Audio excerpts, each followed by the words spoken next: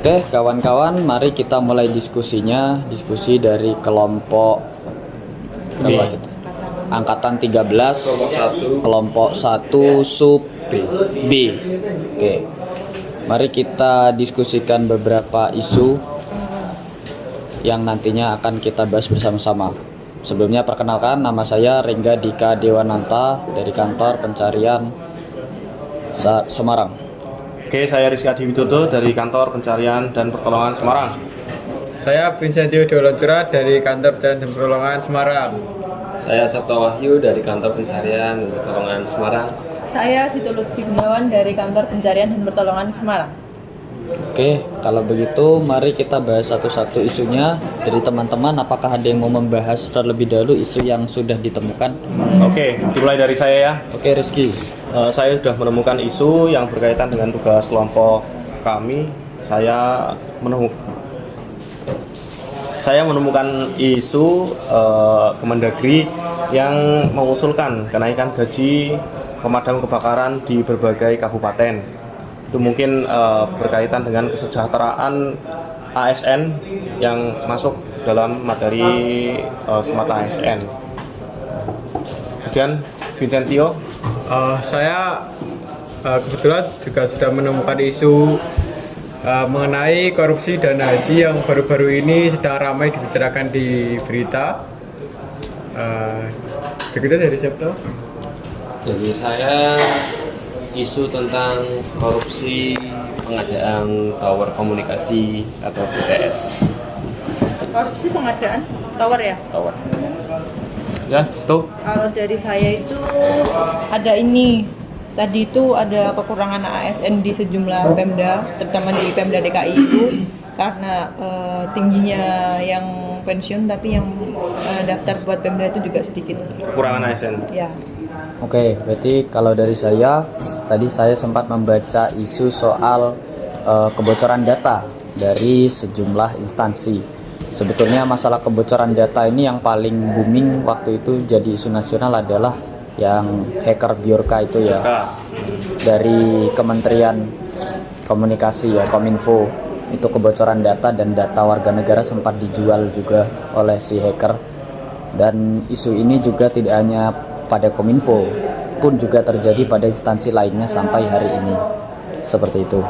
Ya, kalau menurut pendapat saya sih nanti kita vote ya satu-satu, lebih setuju mau angkat isu yang mana.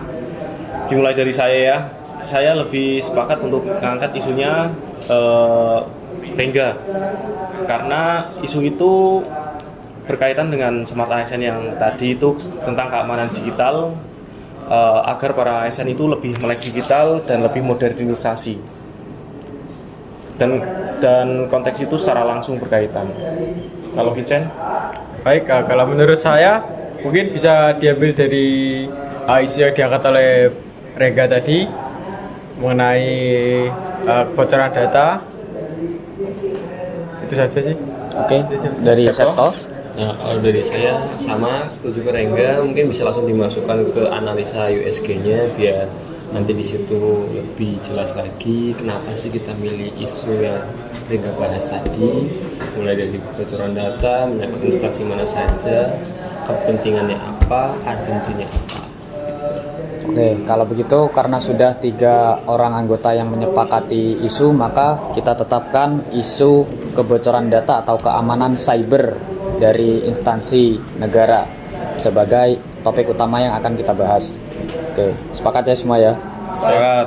Oke, gas. Kalau begitu mari kita kerjakan. Terus kita langsung bahas aja untuk USG-nya dan lain sebagainya. Oh, begitu. Nah kan ini langsung aja diskusi ya tentang USG-nya, maksudnya terkait urgensinya, terus solusinya gimana, terus kayak gitu-gitu mungkin dilanjutkan saja Mas, sekalian ada ini waktunya. Oke, baiklah. Lanjut, mungkin untuk datanya bisa apa, mungkin untuk berita datanya bisa di-share di grup. Kalau begitu kita perlu untuk menelaah terlebih dahulu ya contoh kasusnya supaya kita semua punya pandangan yang sama terkait kasus. Sebentar, mari kita. Terus untuk dari Dari apa? Dari terkait yang isunya Mas Rengga tadi, itu kan mungkin ini ya, apa namanya, yang untuk smart ASN digitalisasi itu kan mungkin dari tingkat keamanan sendiri bocor. Terus kemudian untuk solusi apakah harus ada, maksudnya gimana ya, harus berdamai dengan hacker kah, atau kita harus melawan hacker kah, atau kita dari ASN-nya sendiri harus belajar tentang hacking kah, atau bagaimana? Kalau pendapat saya sih, nanti mungkin kan ini kan ada seperti cari solusi kan. Kalau dari saya sih yang pertama merekrut dari mereka tuh yang punya keterampilan di hacker. Terus kemudian yang kedua kita lebih berkolaborasi antar instansi untuk meningkatkan keamanan terutama di bidang cyber. Mungkin dari TNI kemarin kan juga sempat mau membuka angkatan cyber kan. Ya mungkin seperti itu. Kalau menurut saya untuk solusinya kita bisa memperkuat pengamanan ini ya, data dari ASN ya. Buat untuk hacker itu tidak bisa bobol lagi. Mungkin kita bisa rekrutmen hacker itu buat menjadi bagian dari kita untuk bisa mempertahankan ini ya, ketahanan untuk meningkatkan keamanan data kita ya. Terus kalau data yang sudah terlanjur bocor? Itu solusinya susah. Kalau dari beberapa artikel yang saya baca terkait data yang sudah terlanjur bocor itu, sayangnya pemerintah kita sampai hari ini tuh belum punya solusi. Jadi data-data yang sudah tercopy atau sudah dicuri oleh hacker itu tidak bisa dikembalikan lagi, yang artinya sudah berada di luar jangkauan kita. Jadi biasanya hacker akan memanfaatkan data itu untuk kemudian dijual belikan di pasar gelap biasanya, tergantung dengan kepentingan data. Misalkan bisa saja dijual kepada para investor yang asing yang ingin mendirikan perusahaan di negara kita misalkan, maka mereka pasti butuh data penduduk kita, misalkan angka kelahirannya berapa, kematiannya berapa, anak-anaknya jumlahnya berapa, orang tua berapa, maka si investor tersebut bisa memetakan peta pemasaran yang nantinya akan dibuat industri di negara kita. Kurang lebihnya mungkin seperti itu ya, contoh jual beli data di pasar gelap oleh hacker. Jadi sudah tidak ada solusi terkait data yang terlanjur dicuri. Tapi kalau menurut saya itu masih ada solusi, masih ada kesempatan ketika mereka kan jual website itu dengan harga yang cukup fantastis kan. Dan fantastis, ya mungkin bisa terselamatkan jika belum ada pembeli. Dengan cara kita merangkul hacker itu, terus kemudian suruh menarik lagi. Itu. Tapi kalau sudah terbeli ya kita nggak bisa apa-apa. Karena data itu mungkin sudah dipergunakan tidak semestinya oleh asing, atau mungkin sudah ada kejahatan lain yang dilakukan karena akibat kita jual website itu. Hacker yang dimaksud. Oke, jadi maksud saudara Rizky artinya masih bisa diselamatkan dengan cara kita membeli kembali apa yang sejak awal sudah menjadi milik kita, seperti itu ya. Itu bukan membeli sih, kita merangkul hacker. Mungkin kita dengan menjanjikan pekerjaan atau mengangkat ASN itu kan sangat penting bagi negara. Hacker-hacker tersebut itu penting buat keamanan negara. Justru kalau ada hacker-hacker seperti itu, kalau menurut saya itu jangan dibenci, jangan dimasukkan ke ranah hukum. Nanti malah justru mereka tuh malah sekongkol dengan pihak-pihak asing. Karena juga tidak menutup kemungkinan jika hacker-hacker itu malah dilindungi oleh asing. Berarti intinya yang solusinya dari kita kan tadi merangkul. Bukan ini ya, bukan kita mendidik ASN yang lebih muda lagi untuk menjadi cyber yang lebih. Itu termasuk kan, tadi aku kan dua, dari rekrutmen itu yang dari hacker rekrutmen mereka yang punya kemampuan di hacker itu, terus kemudian yang kedua itu merangkul hacker yang sudah ada. Mungkin itu dua solusi dari saya.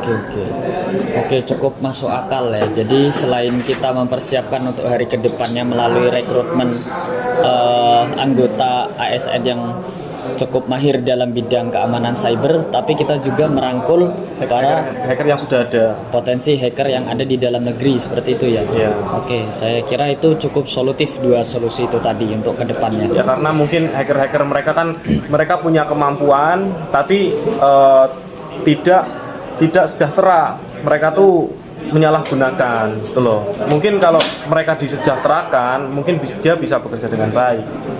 Bisa membela negara kita gitu loh. Nggak harus jual ke negara asing dan membunuh negara kita. Oke, baik. Cukup logis dari Rizky. Bagaimana yang lain? Septo, apakah ada komentar?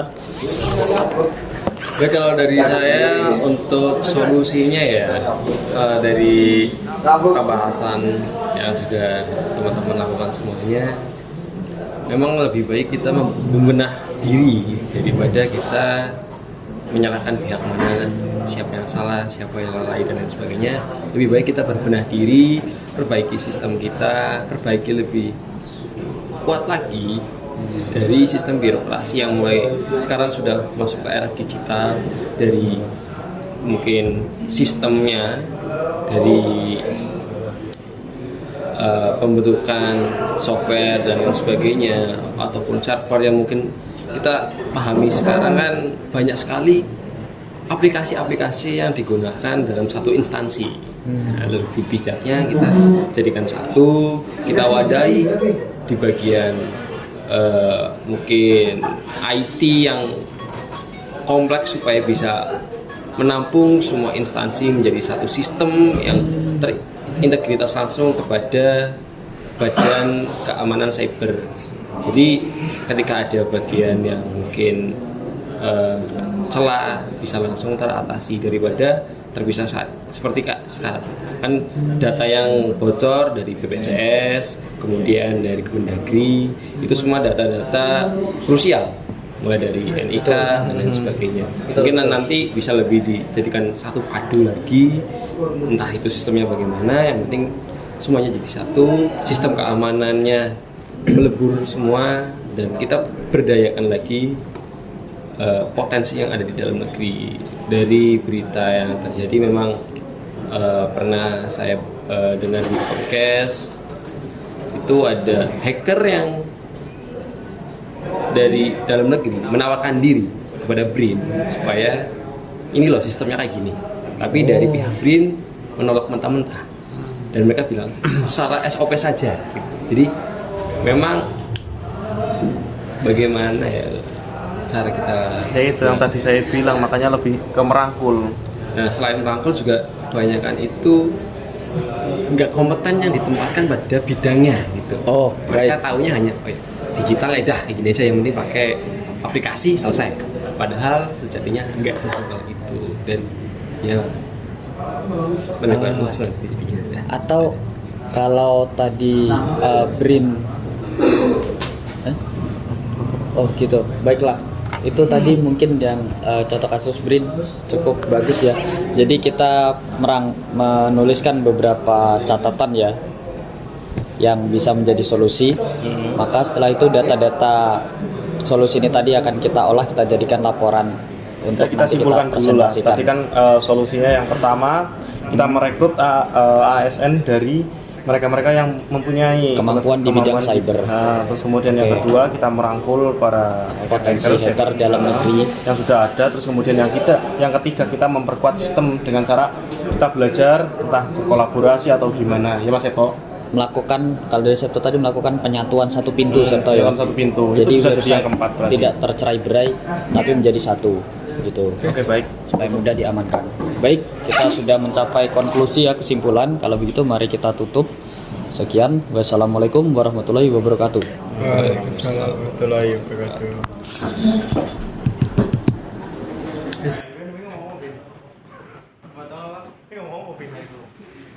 Orang kan anggo mikan.